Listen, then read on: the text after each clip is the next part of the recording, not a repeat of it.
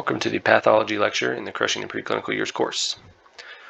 So the outline of this is we'll talk about why pathology is the biggest part of med school, why it's important, how to approach it, some great resources, and ultimately what I did when I used those resources.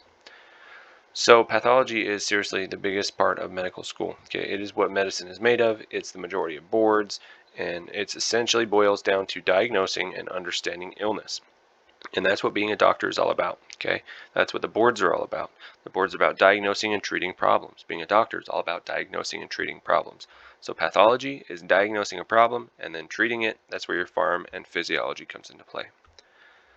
So how to approach pathology? Okay, you want to focus on both the physiology and the pharmacology, because if you understand the physiology, you can just kind of plug in the differences in pathology and understand what went wrong with normal physiology to create that issue. Okay, so we'll talk about an MI here in a second. And then pharmacology, all three of these things go hand in hand, right? Pharmacology, pathology, and physiology, they all go hand in hand. One is normal function, one is poking the abnormal function, one is abnormal function. And so physiology, normal functioning, pharmacology, the medicines that we use to either alter normal functioning or treat the abnormal functioning that is pathology. So pathology is the basis of diagnosing illness. For an example, let's look at an MI, okay? What happens with an MI? Let's say we have an atherosclerotic plaque that breaks off, lodges itself into the right coronary artery. Okay, so now you have a right coronary artery plaque that's lodged itself. It's causing an MI. Okay, so physiologically, we understand how a plaque was formed. Okay, we understand where that artery is anatomy-wise. Okay, we lodge a plaque in that artery. Okay, still physiology. We lodge that plaque in there. Now, what are we going to do? What's going to happen after that plaque lodges? Okay, there's going to be decreased blood flow beyond that plaque. Okay, that causes tissues to die, that creates ischemia, and then we start to get into the pathology of it. Ischemic tissue starts to die, it releases different enzymes, it starts to scar over. That's kind of the pathology now, right? So the physiology was that plaque formed, that plaque broke off and lodged itself in the right coronary artery. Pathologically, now beyond that, there's decreased blood flow, you get ischemia and those types of things. Okay. And then pharmacologically, how do we treat that? Well, we're going to place a stent. That person's going to go to the cath lab and get a stent. But beyond that, they're going to get good blood pressure control. They're going to get good cholesterol control. They might get an aspirin, plus or minus, depending on their age. So all those things are so tied together, and that's kind of the point of medicine, right? Is those three things coming together to treat illness. So understanding pathology is super important.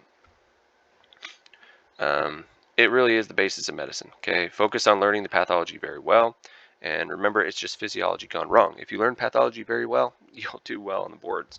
If you learn pathology, physiology, and pharmacology well, get out of here. You're going to knock the boards out of the park. So here's the resources that I liked when I was studying pathology. So Pathoma is so important. It is the high-yield pieces of information that you need to know for boards. Okay, and then there's Medium Robins, Baby Robins, Boards and Beyond, and UWorld.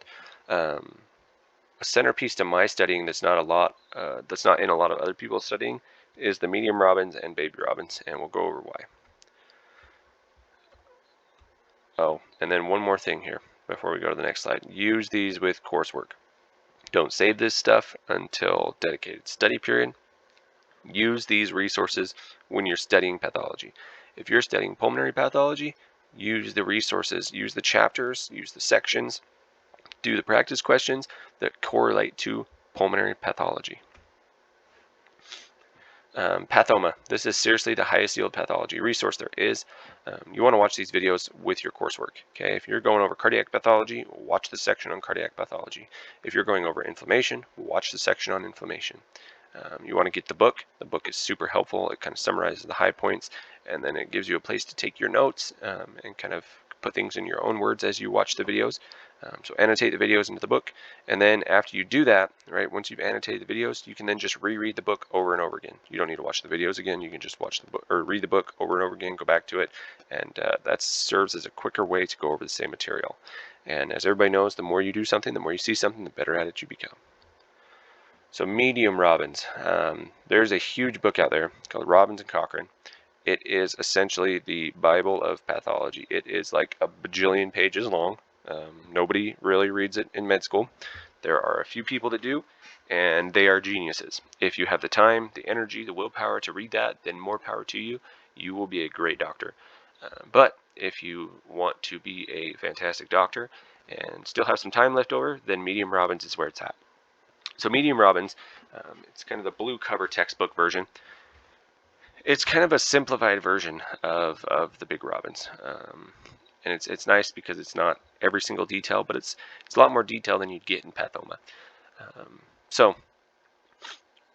the important thing with this is you want to read that topic the same day as the lecture. Okay, so if you go over, let's say inflammatory bowel disease, you talk about ulcerative colitis and Crohn's disease. Okay, you want to go home or at the library or whatever, and you want to read that same chapter out of Medium Robbins the same day you have that lecture. Okay, this is nice because it goes into more detail, but the detail is not too much detail like the big Bible of Robbins. So it's nice to do that after the lecture because you kind of get the lecture, you see what's important from your professor's standpoint for the block exam, then you read this, and you kind of get some more details. You get another way of it being explained to you, which is super nice. So I highly recommend you read Medium Robbins the same day as your lecture. And then Baby Robbins, this is a little orange cover, small, like white coat pocket size book. Even though it's pretty thick, but the size of it, like the width and the height of it's pretty consistent with white coat size ones. Anyways, this is an even more broken down, simplified version of Robbins. So then, this is really good to read after you read Medium Robbins. So you go to lecture, you read Medium Robbins, and then if you have questions, you can come back to the Baby Robbins because it's an even more simplified version. It's so nice because it just breaks down into the important things. And then the nice thing about it is if you're struggling with, on the topic of inflammatory bowel disease, if you're struggling with ulcerative colitis, you can go to Baby Robbins and you can get a great summary with great details, way more details than like first aid would provide. You can get a great little summary there, and it doesn't take you long to read it. So Boards and Beyond, I like to read this, or I like to watch these after I've gone through Robbins and gone through Pathoma as well. So Boards and Beyond kind of is a tertiary resource there for me because Robbins is really the foundation, and then Pathoma is just nailing those high points and making sure you understand what you have to for tests. I don't like to use this as a primary resource for pathology. It's okay, but I feel like there are better options out there. And then practice questions. Same thing here. Sorry, I copied that over physiology. You should be able to start doing pathology, not physiology. You can do physiology as well. You can do some pathology questions after you have pathology. So I apologize for that. I left this in here for first year. So pathology most of the time comes in second year. Some people have it in first year. But if you have it in first year, start doing your pathology questions after you have the course. I mean, that's kind of the simple thing here. You have the course, you have the topic, and then you can go do the question. And then after you do the question, annotate the important things in the first aid. Okay. Don't worry about this. I really messed this up, guys. Sorry. But the principle is the same. Okay. So you do the course, you go through Robbins, and then you do some Boards and Beyond or Pathoma, and then you do a practice question. Okay, so if you go over pulmonary pathology, go to the dashboard, select pathology, select pulmonary system, and do some pulmonary pathology questions and annotate that in a first aid. So, in conclusion, here is the step-by-step process. Okay, go to class or watch it online like I did.